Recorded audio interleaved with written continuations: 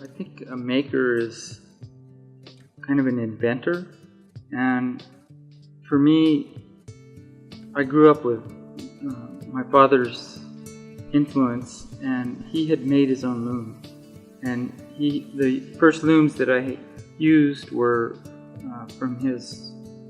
He had made the loom from scratch. But I've made tools. I have a 12-foot loom that I designed that uses a motor. I've designed a plying machine that uses a motor as opposed to my foot to run a spinning wheel. And I also have one in the makes for an adjustable speed plier. And I have also developed the tools for warping our looms, which are the basic skeleton of the weave. I'm Lisa Trujillo. I was born Lisa Diane Rockwood. I was born in San Diego, California. My name is Irvin Trujillo, and I'm seventh generation here in Chimayo. I was born in Los Alamos in 1954. Went to school in Los Alamos and graduated from UNM with an engineering degree. Worked as an engineer for a while. Now I'm weaving. Well, I started weaving when I was 10, and I learned from my father the techniques to make a blanket or a rug. And I did some independent study, or we did an independent study in museum collections. I've taken workshops from international tapestry artists, and have done a lot of exploratory work. Well, I started dyeing after high school in 1973-4, around there. And my father had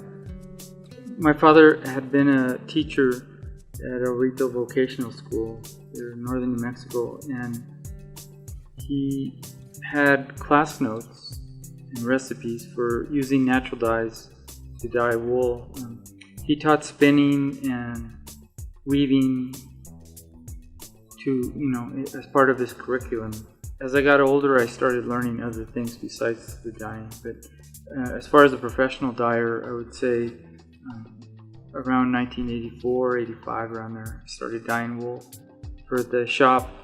And I was using natural dyes like cochineal for reds, and indigo for blues, and madder root for oranges and rusts, and logwood for purples. And I was using Brazil wood for pinks and also purples, and chamisa, which is a native plant, for yellows, and also goldenrod, and yellow onion skins, black walnuts for browns. And some of them were from here that I could collect, and some of them I had to buy from importers. We only weave with 2 sheds, so there's one set of threads that's at the bottom of the shed, and one set of threads that's at the top of the shed. And at any one time, when we're doing tapestry, we're making a choice as to whether it comes up from the bottom of the shed, and whether you can either turn around on that thread or you can go and take the other thread. So at any one time when we're doing tapestry, there is a binary choice of how it travels. Weaving had an early influence in terms of computers because of that, either being over or under. Yeah. And so if you look at any textile, not just Rio Grande textiles, the choice is either over or under. And that's it. I mean, I did some pieces about the Hispanic culture, or the northern New Mexico culture, and how, historically speaking, just like today, you're looking at our views today, and they change, evolve, and so I've used that in my work. I think that this place was kind of isolated enough, especially from the Industrial Revolution. So we were far enough away from factories that people kept making things.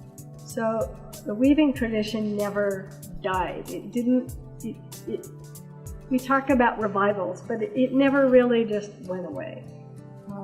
It transformed, and it did that a lot of different times, many times through the history, but it never went away. People needed blankets, and they needed rugs, you know, so they recycled their fabrics and you know, that they had for clothing into their, you know, floor coverings, and so you know, in a sense, we were protected by isolation and poverty too. That these things needed to keep going. I think it's an exciting thing. I like the idea of, you know, it's about learning to take some composite material, and turn it into something useful, and that all through time humans have been doing that, and those skills that have been learned all through time are really varied and you know, very highly developed.